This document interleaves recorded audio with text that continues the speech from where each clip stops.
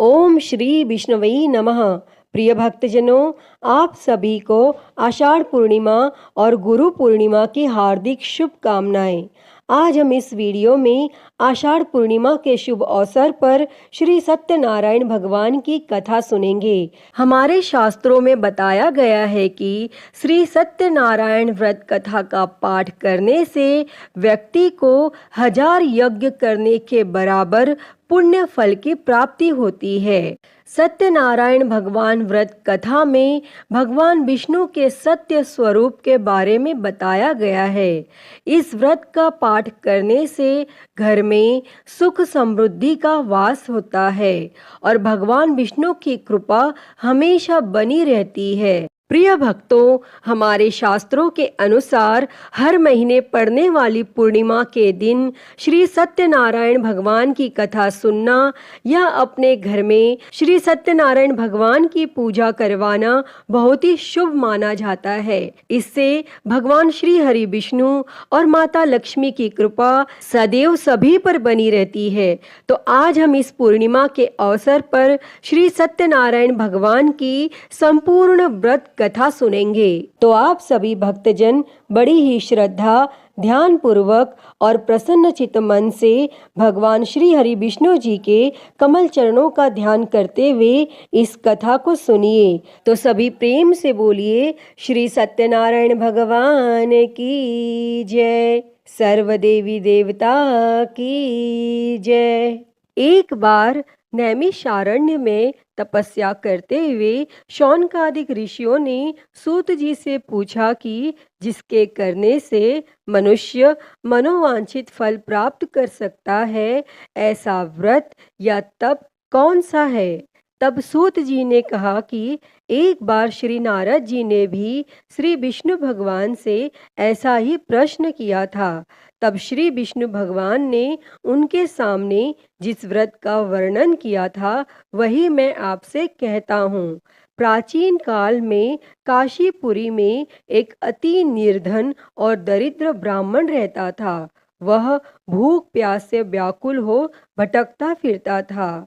एक दिन उसकी दशा से व्यतीत होकर विष्णु भगवान ने बूढ़े ब्राह्मण के रूप में प्रकट होकर ब्राह्मण को सत्यनारायण व्रत का विस्तार पूर्वक विधान बतलाया और अंतर ध्यान हो गए। तब ब्राह्मण अपने मन में श्री सत्यनारायण व्रत को करने का निश्चय करके घर लौट आया और इसी चिंता में उसे रात भर नींद नहीं आई और सवेरा होते ही वह सत्यनारायण के व्रत का संकल्प करके भिक्षा मांगने के लिए चल दिया और उस दिन उसे थोड़े ही परिश्रम में बहुत अधिक धन धान्य भिक्षा में प्राप्त हुआ और सायंकाल घर पहुंचकर उसने बड़ी श्रद्धा के साथ श्री सत्यनारायण भगवान का विधि पूर्वक पूजन किया और भगवान सत्यदेव की कृपा से वह थोड़े ही दिनों में धनवान हो गया और वह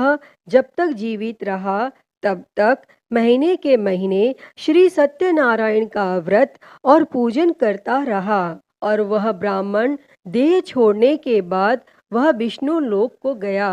तब सूत जी पुनः बोले कि एक दिन वह ब्राह्मण अपने बंधु बांधवों के साथ बैठे ध्यान मग्न हो श्री सत्यदेव की कथा सुन रहे थे।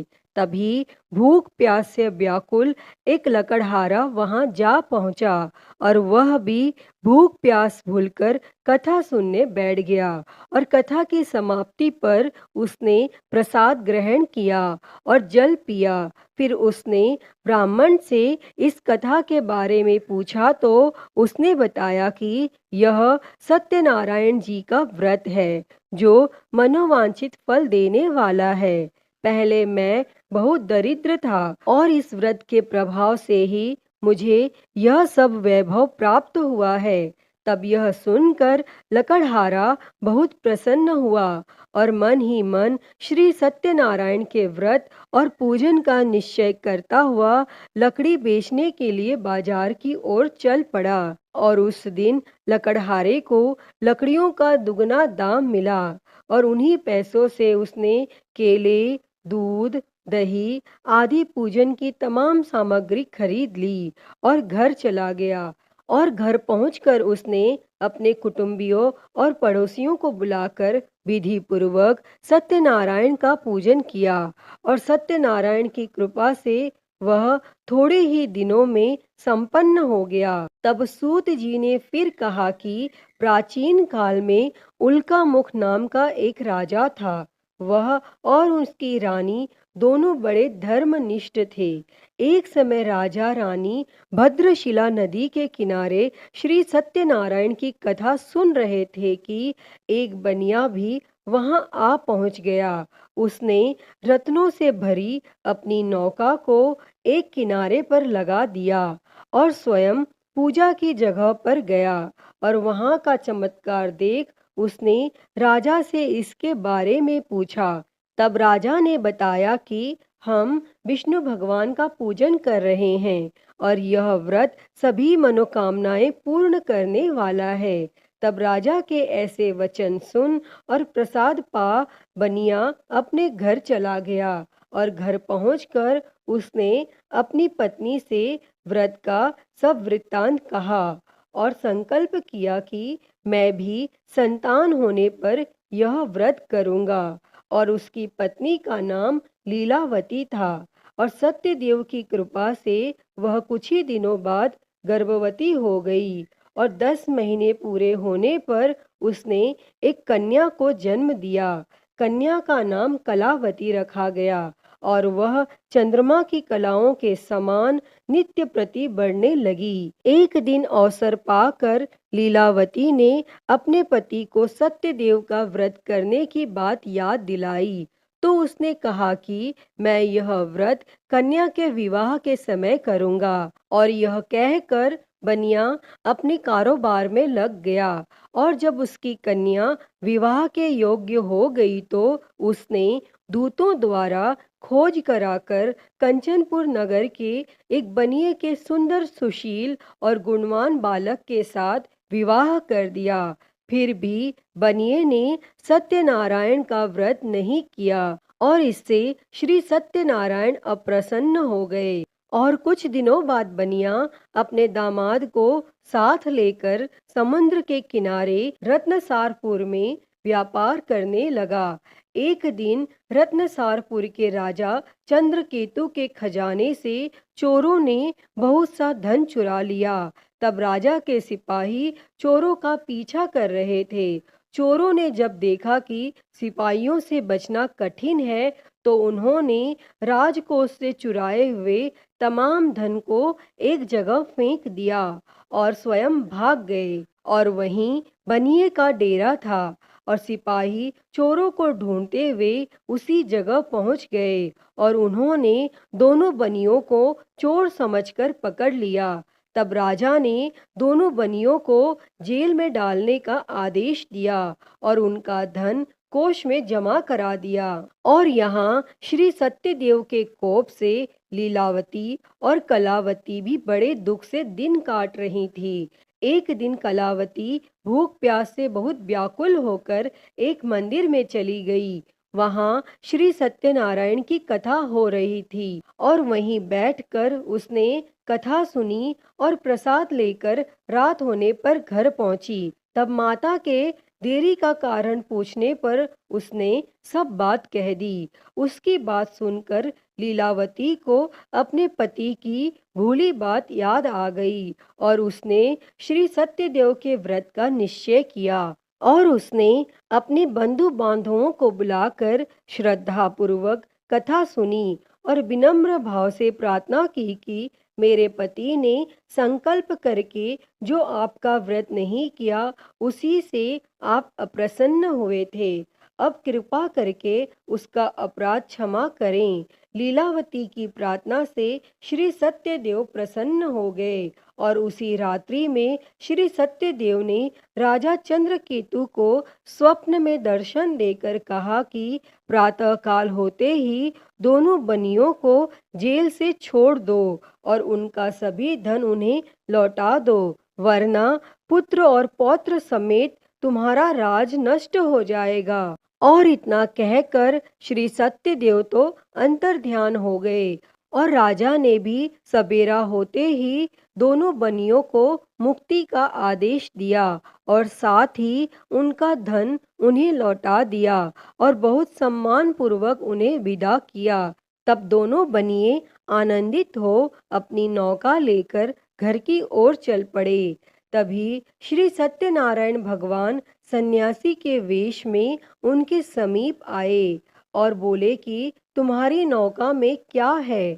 तब बनिए ने हंसते हुए उत्तर दिया कि नौका में लता पत्रों के सिवाय और कुछ भी नहीं है। यह सुनकर दंडी स्वामी ने कहा कि तुम्हारा वचन सत्य हो। तब स्वामी के चले जाने पर बनिए ने देखा कि नौका हल्की होकर ऊपर को उठ रही है। तब उसे बड़ा कौतूहल हुआ और जैसे ही देखा कि बेहोश होकर गिर पड़ा।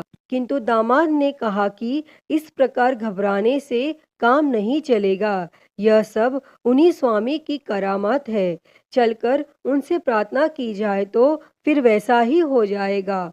तब दामाद की बात मानकर बनिया स्वामी के पास पहुंचकर उनके चरणों में गिर पड़ा और बार बार उनसे क्षमा मांगने लगा और उनकी विनीत प्रार्थना से भगवान ने प्रसन्न होकर उसे इच्छित वरदान दिया और स्वयं उसी जगह अंतर्ध्यान हो गए।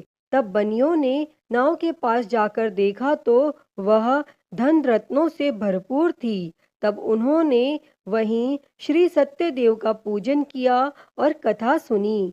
फिर वह घर की ओर चल दिए और अपने नगर के समीप पहुंचकर बनिए ने लीलावती के पास अपने आने का समाचार भेजा और लीलावती उस समय श्री सत्यनारायण की कथा सुन रही थी। तब उसने अपनी पुत्री कलावती से कहा कि तुम्हारे पति और पिता आ गए हैं, मैं उनके स्वागत के लिए चलती हूँ।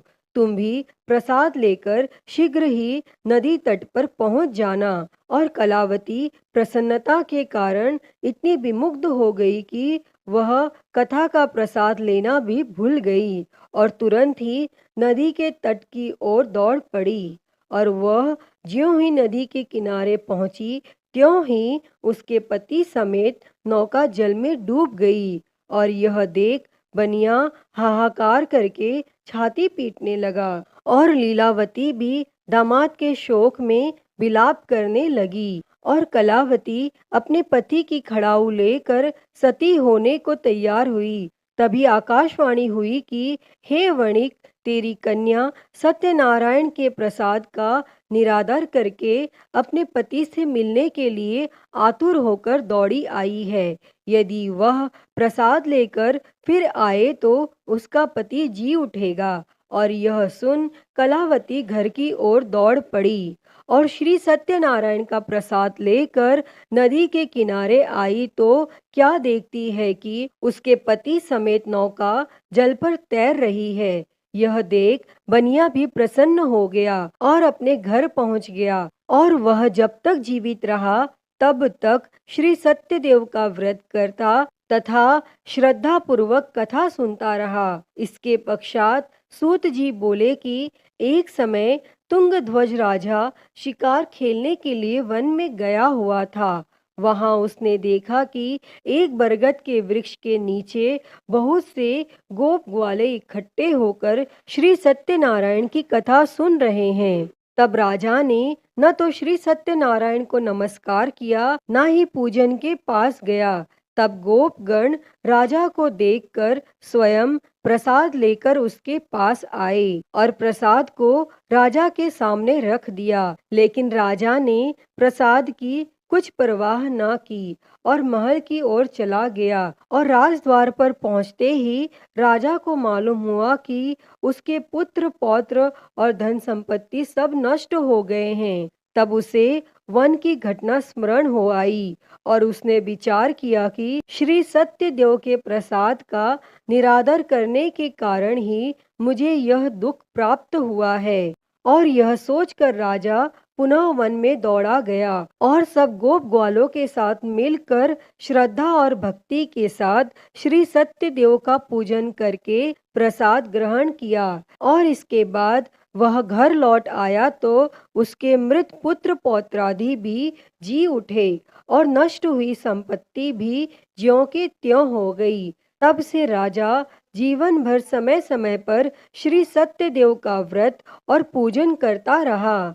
हे श्री सत्यनारायण भगवान जी, इस कथा को कहते, सुनते और हुंकारा भरते पर सदैव अपनी कृपा बनाए रखना। तो बोलिए श्री सत्यनारायण भगवान जी की जय। तो प्रिय भक्तगणों, मैं उम्मीद करती हूँ कि आपको यह कथा पसंद आई होगी और अगर वीडियो अच्छी लगी हो तो इसे लाइक करें, ज़्यादा से ज़्यादा शेयर करें और कमेंट में सत्यनारायण भगवान की जय लिखना ना भूलें। और हरिहर भक्ति चैनल पर अगर आप नए हैं तो इस चैनल को सब्सक्राइब कर नोटिफिकेशन बेल को ज़रूर ऑन कर लें। हर हर महादेव। धन्यवाद।